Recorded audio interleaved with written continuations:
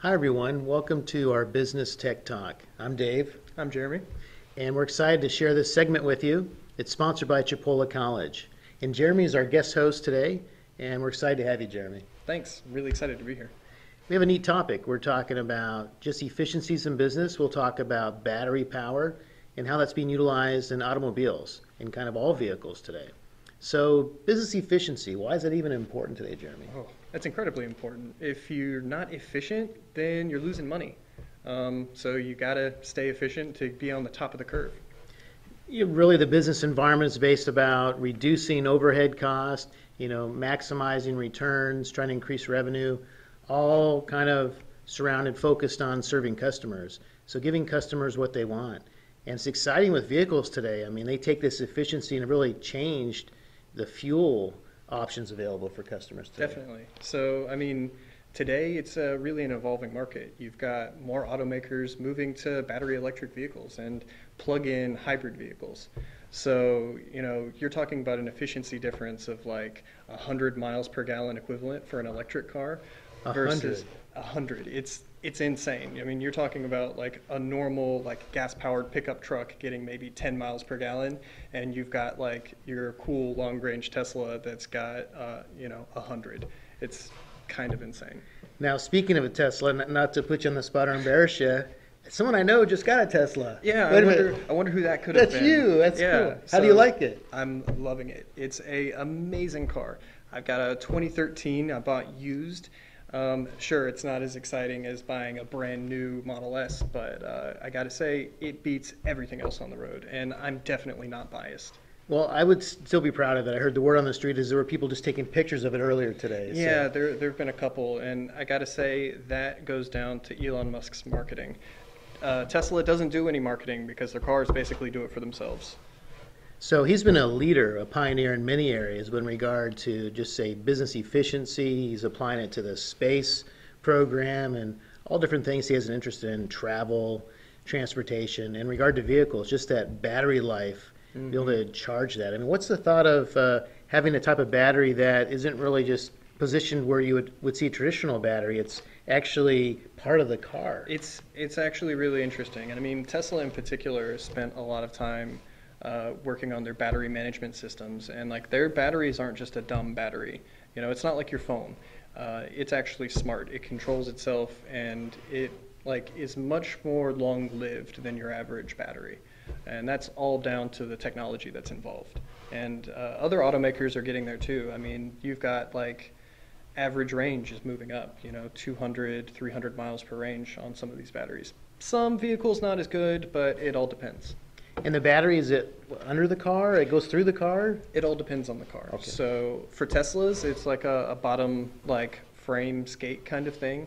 But some cars use different options. Like I think in the Prius, they put the battery in the back under the back seat. Okay. But they're smaller batteries there. Where Tesla goes for full battery, you have like some plug-in hybrids that only have a very small battery. So maybe only a 10 kilowatt battery versus the 100 kilowatt that might be in a long-range Tesla.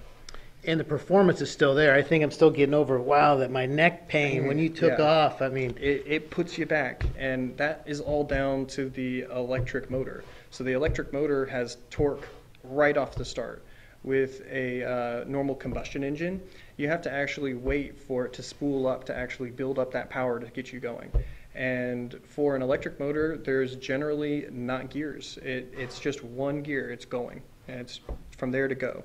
It's a difference, though, and I'm saying all automakers are getting into this now. You've got Porsche that has actually made an electric vehicle now. Porsche Taycan, which gets a 200-mile range, but it's ridiculously fast, like 600 horsepower or something like that, 0 to 60 in 2 seconds.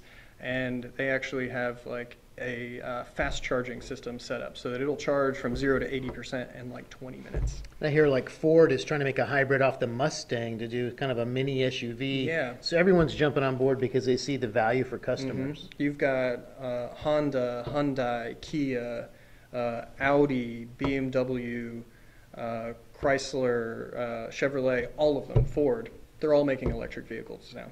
So how do you handle charging stations? And we talked about the potential grants, and maybe there's something we can do on the campus of Chipola College down the road So how does that work, the charging stations? So for charging, it all depends on your vehicle.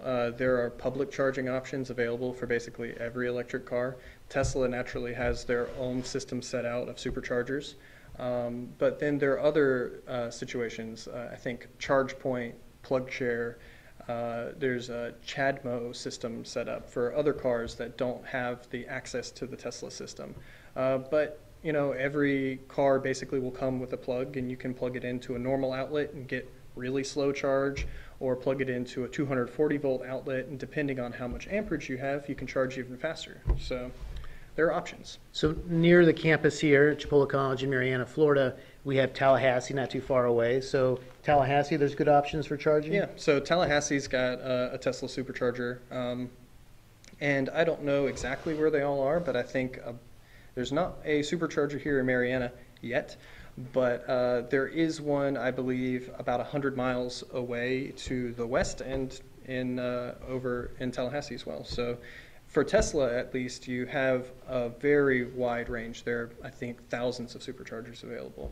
But these other chargers for the other vehicles are getting out there too. So it's working out. If you want to actually make a road trip in an electric car, you can do it.